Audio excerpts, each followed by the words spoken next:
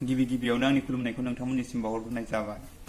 स' लोगोफोर दिनैनि मेन टपिकआनो जाबाय हाउ टु एक्सेप्ट थेंक्स एबा बर'आव थेंक्सखौ माबोरै एक्सेप्ट खालामो।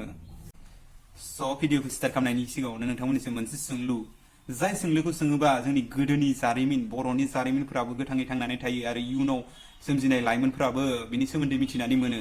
फै बे कुइसनखौ सोंदिनि। दिनैनि कुइसनानो जाबाय भगबान कृष्णनि फिसौला अनुरुद्धनि बिसि उषा देबियासो बर'नि आइजोमोन। बे आइजोआ जोबोद मोसानो गोरों आखा फाखामोन आरो बे आइजोनि बिफाया बर' राजामोन। बे बर' राजानि मुङा मा? प्लिज बिनि एन्सारखौ कमेन्ट बक्सआव होबानो जाबाय। अपसन नाम्बार 1 आवनो जाबाय चन्द्रचूड़, अपसन नाम्बार 2 आवनो जाबाय हिरासुर, अपसन नाम्बार 3 आवनो जाबाय बान राजा, अपसन नाम्बार 4 आवनो जाबाय नरकासुर। आरो जुदि एन्सारा बे मोनब्रै अपसननि गेजेराव गैया, नोंथांमोना अपसन नाम्बार 5 नान अफ एबभखौ सेलेक्ट खालामनो हागोन। फै दाना जों भिडिअखौ स्टार्ट खालामदोनि। बिटिआर फैबाय आरो जोंनो बड'लेण्ड नांगौबा जों गावखौनो गाव एसे आपग्रेड खालामनानै लानांसिगोन, मिथिबाय? गावखौनो गाव एसे इमप्लिमेन्ट खालामना लानांसिगोन जों, आरो माखासे नलेजफोर जों गेइन खालामना लानांसिगोन। अब्लासो जों गावखौनो गाव एसे प्राउड फिल खालामनो हागोन आरो जों बड'लेण्ड नांगौ होनना जों डिमान्ड खालामनो हागोन, मिथिबायना? जों ओरैनो बड'लेण्ड होनबा जानाय नङा, मिथिबाय? एसे जों गावखौनो गाव एसे आपग्रेड आरो इमप्लिमेन्ट खालामग्रोना लानांगोन, अब्लासो बड'लेण्ड गावनो गाव फैगोन, मिथिबायना? थेंक्स होनबा इउर वेलकाम होननायजोंल' जानाय नंलालै, मोनसेल'सोल' बरिं जालायलांबाय आंखौ, मिथिबाय? मोनसेल' जुदि जों बुंबाय थायोबा मा जों बरिं जालायलाङो, मिथिबायना? बेखायनो जों थेंक्स होनबा इउर वेलकाम होननायखौल' बाहायबा जानाय नंला। बिटिसिनि चिफ आग्राम महिलारि साराव जोंखौ मिनिलांसिगोन, फाग्ला बेजों जायो नामा होनना बरिं जालायलाङो। बेखायनो जों बिनि अनगायै बेलेग मेथडजों बाहायनांसिगोन, मिथिबाय? बे टेकनिक्सफोरखौ आं दिनै नोंथांमोननो फोरमायलांगासिनो दं, नोंथांमोना नायलांबानो जाबाय, मिथिबायना? दाबो जोंनि गेजेराव थेंक्स होननानै बुङोबा माखासे सुबुंफ्रा अनलि इउर वेलकाम होननाय सोदोबखौल' जों खोनानो मोनो। वेलकामनि अनगायै नोंथांमोना गुबुन राहायै बाहायनो हायो। बेफोरनो जाबाय इउर वेलकामनि जायगायाव नोंथांमोना फर्मेल वे बाहायनोबा मेनसन नट, आरो बेखौ इमप्रेसिभ वे खालामनोबा मेनसन नट प्लिज।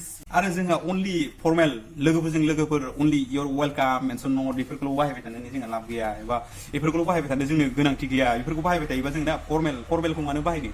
जों जेब्ला लोगोजों लोगो थेंक्स बुंलायो बेयाव फर्मेलखौल' बाहायनांगौ, जोंहा गोनांथियानो गैया। जों बेनि अनगायै इनफर्मेल बाहायनो हायो। इउर वेलकामनि जायगायाव इनफर्मेल वे लोगोजोंबा माबायदि इउज खालामनांगौ नायदो। सोरबा नोंनि लोगोआ नोंखौ थेंक्स बुङोब्ला नोंथांमोना इनफर्मेल वे ओरैबायदि बुंनो हायो, माइ प्लेजार होननानै बुंनो हायो नोंथांमोना इनफर्मेल वे लोगोजों लोगो। आरो बिनि अनगायै माइ प्लेजार बुंनो हायो। आरो थेंक्सखौ एक्सेप्ट खालामनो थाखाय नोंथांमोना लोगोजों लोगो आरो नट एट अलखौ बाहायनो हायो। सिटुएसनखौ नायनानै थेंक्सखौ गोबां रोखोमै एक्सेप्ट खालामनो हायो। फै दा जों पिसिसिम थांनि।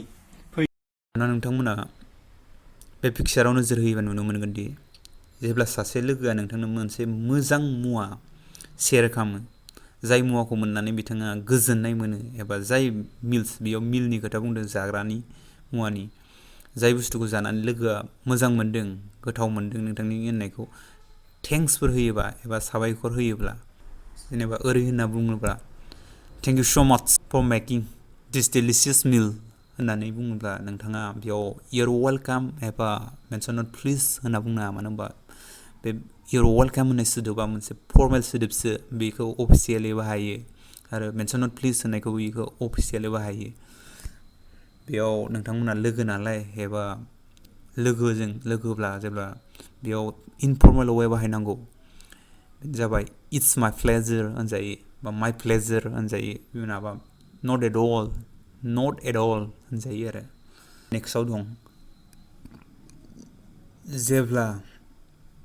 जेब्ला नोंनाव ओरैनो थाखानाय मुवाफोर दं, जाय मुवाया जेनेबा ओरैनो दं नोंनाव, ओमफ्राय बे मुवाखौ नोंथाङा लोगोनो शेयार खालामनो लुगैयो, एबा सोरबा सासे सुबुंनो शेयार खालामनो लुगैयो एबा होनो लुगैयो।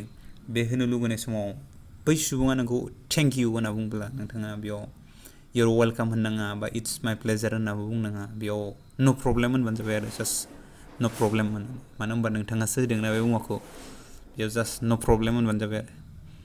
दा नेक्स्टआव दं जेब्ला बिजनेस पार्टनारनि गेजेराव थेंक इउ होयो, मानिबा हेल्प एबा मदद मोननानै, बे समाव नोंथाङा फर्मेल वेबो बाहायजायो जेनेबा मेनसन नट प्लिसबो आरो बेनि अनगायै नोंथांमोना मोजांसिन बाहायजायो बेनो जाबाय That's what good business partners do for one another. Nextआव दं thanks way to say thanks.